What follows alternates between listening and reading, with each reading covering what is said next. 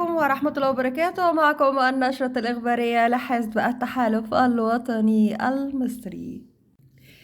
كمال الجنزوري من رجل لكل العصور إلى ضيف شرف احتفالات السيسي بقلم النائب محمد خالد القاضي. يمثل الدكتور كمال الجنزوري شخصية بارزة في تاريخ مصر الحديث، حيث امتدت مسيرته المهنية والسياسية لعقود طويلة، مما أكسبه مكانة مرموقة في نفوس الكثيرين. فمنذ توليه مناصب قيادية مختلفة، بدءا من محافظة الوادي الجديد وبني سويف، وصولا إلى وزير التخطيط والتعاون الدولي ورئيسا للوزراء في عهد الرئيس الأسبق حسني مبارك، برز الجنزوري كرجل لكل العصور بفضل خبرته الواسعة وإسهاماته البارزة في مختلف المجالات. وليس هذا فحسب، بل يعد الجنزوري أيضا مؤسس حزب التحالف الوطني المصري، الحزب السياسي الذي أصبح له ثقلا سياسيا ملموسا في الساحة المصرية، ويتولى رئاسته حاليا النائب محمد خالد القاضي.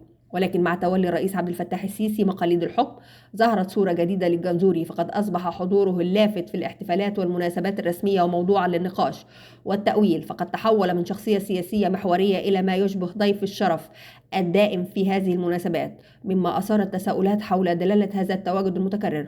ولإلقاء الضوء على هذا التحولات، سنسرد بعضا من أبرز الاحتفالات والمناسبات التي شهدت حضور الدكتور كمال الجنزوري بجانب الرئيس السيسي. حفل تنصيب الرئيس السيسي 7 يونيو 2014، شارك الجنزوري في هذا الحفل المهم إلى جانب رؤساء دول وفود رسمية، مما يعكس مكانته السياسية.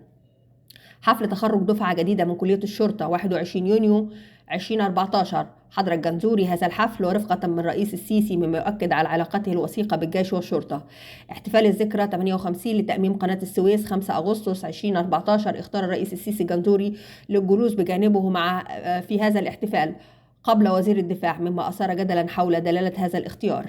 احتفالات نصر أكتوبر 1 أكتوبر 2014، برز حضور الجنزوري بجانب شيخ الأزهر والبابا تودرس الثاني، مما أضفى على الحدث بعدا رمزيا. مؤتمر مصر للمستقبل 14 مارس 2015، شارك الجنزوري في الجلسة الرئيسية لهذا المؤتمر الاقتصادي المهم.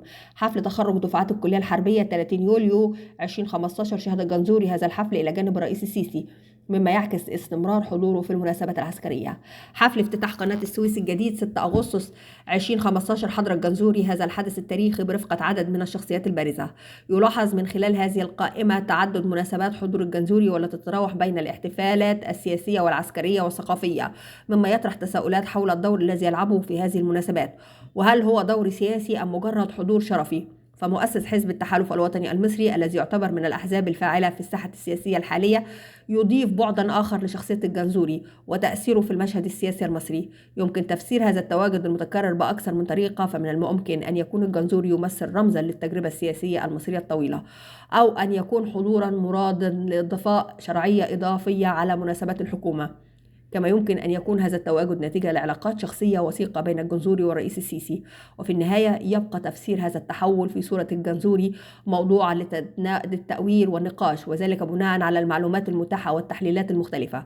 ولكن ما لا يمكن إنكاره هو أثر هذا التحول في تصور الرأي العام للدكتور كمال الجنزوري، وإعادة تشكيل صورته في الذاكرة الجماعية. وإلى هنا تنتهي نشرتنا الإخبارية لحزب التحالف الوطني المصري. دمتم سالمين، والسلام عليكم ورحمة الله وبركاته.